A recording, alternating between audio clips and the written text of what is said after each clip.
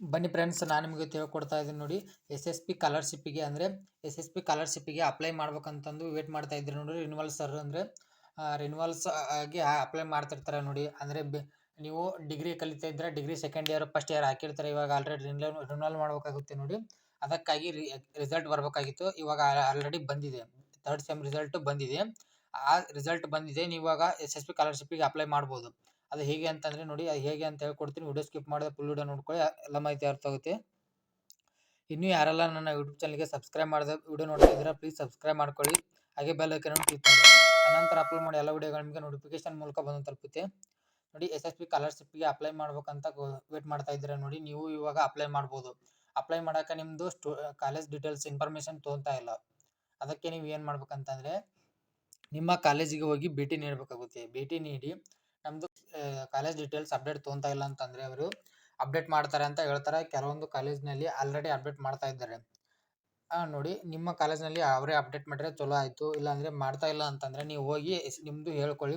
SSP ಸ್ಕಾಲರ್ಶಿಪ್ನಲ್ಲಿ student details ತೋರಿಸ್ತಾ ಇಲ್ಲ ಅಂತಂದು ಇದು ಮಾಡಿದರೆ ಅವರು ಅಪ್ಡೇಟ್ ಮಾಡ್ತಾರೆ. ಯಾಕಂದರೆ ರಿಸಲ್ಟ್ ಬಂದಿದ್ದಿಲ್ಲ, ಎಷ್ಟು ದಿನ ರಿಸಲ್ಟ್ ಬಂದು ವೇಟ್ ಮಾಡಬೇಕಿತ್ತು. ರಿನ್ಯೂವಲ್ಸ್ ಅಪ್ಲಿಕೇಶನ್ ಹಾಕುವವರು ರಿಸಲ್ಟ್ ಬೇಕಾಗಿತ್ತು ಅವರಿಗೆ. ಆ ಕಾರಣ ಯಾರಿಗೂ ಅಪ್ಲಿಕೇಶನ್ ಹಾಕಕ್ಕೆ ಬರ್ತಾ ಇದ್ದಿಲ್ಲ. ಅಲ್ಲೇ ಎರಡನೇ ಸ್ಟೆಪ್ನಲ್ಲಿ ಸ್ಟೂಡೆಂಟ್ ಡೀಟೇಲ್ಸ್ನಲ್ಲಿ ಯಾವುದೋ ಇನ್ಫಾರ್ಮೇಷನ್ ತೋರಿಸ್ತಾ ಇದ್ದಿಲ್ಲ. ಆ ಕಾರಣಕ್ಕಾಗಿ SSP ಸ್ಕಾಲರ್ಶಿಪ್ಪಿಗೆ ಹಾಕಕ್ಕೆ ಬರ್ತಾ ಇದ್ದಿಲ್ಲ. ಫ್ರೆಷರಿಗೆ ಆಲ್ರೆಡಿ ಅಪ್ಲೈ ಮಾಡೋದಿತ್ತು, ಅದನ್ನ ಆಲ್ರೆಡಿ ಅಪ್ಲೈ ಮಾಡ್ತಾ ಇದ್ದಾರೆ ಹಲವಾರು ಜನರು. ಬೇಕಾದ್ರೆ ನಾನು ಫ್ರೆಷರ್ಸ್ ಅಪ್ಲೈ ಮಾಡೋದು ಹೇಗೆ ಅಂತಂದು ಆಲ್ರೆಡಿ ಒಂದು ವಿಡಿಯೋ ಮಾಡಿದ್ದೀನಿ. ಬೇಕಾದ್ರೆ ಡಿಸ್ಕ್ರಿಪ್ಷನ್ ಲಿಂಕ್ ಇರುತ್ತೆ, ಆ ಲಿಂಕ್ ಕ್ಲಿಕ್ ಮಾಡ್ಕೊಂಡು ವಿಡಿಯೋ ಬೇಕಾದರೆ ನಿಮಗೆ ವಿಡಿಯೋ ಎರಡು ಕಡೆ ಎಂಡಲ್ಲಿ ಹಾಕಿರ್ತೀನಿ, ಅಲ್ಲಿ ಹೋಗಿ ವಿಡಿಯೋ ಚೆಕ್ ಮಾಡ್ಕೊಳ್ಳಿ. ಬೇಗನೆ ಹೋಗಿ ನಿಮ್ಮ ಕಾಲೇಜ್ನಲ್ಲಿ ಅಪ್ಡೇಟ್ ಮಾಡಿಸ್ಕೊಂಡು ನೀವು SSP ಸ್ಕಾಲರ್ಶಿಪ್ಗೆ ಹಾಕೊಳ್ಳಿ. ಯಾಕಂದರೆ ಹಾಕೊಂಡ್ರೆ ಇವಾಗ ಎಲೆಕ್ಷನ್ ಟೈಮ್ ಬಂತು. ಆ ಕಾರಣಕ್ಕಾಗಿ ನಿಮ್ಮ SSP ಅಮೌಂಟು ಜಲ್ದಿ ಬರ್ಬೋದು. ಅದಕ್ಕಾಗಿ ಅವರು ಲಾಸ್ಟ್ ಡೇಟ್ನು ಕೊಟ್ಟಿದ್ದಾರೆ. ಆ ಲಾಸ್ಟ್ ಡೇಟ್ ಒಳಗಡೆ ನೀವು ಅಪ್ಲಿಕೇಶನ್ ಹಾಕೊಂಡ್ರೆ ನಿಮ್ಮದು ಅವರು ಎಲೆಕ್ಷನ್ ಮುಂಚೆನೇ ಹಾಕಿದ್ರು ಹಾಕ್ಬೋದು. ಅವರು ನಿಮ್ಮ SSP ಅಮೌಂಟನ್ನು ಜಮಾ ಮಾಡಿದ್ರು ಮಾಡ್ಬೋದು.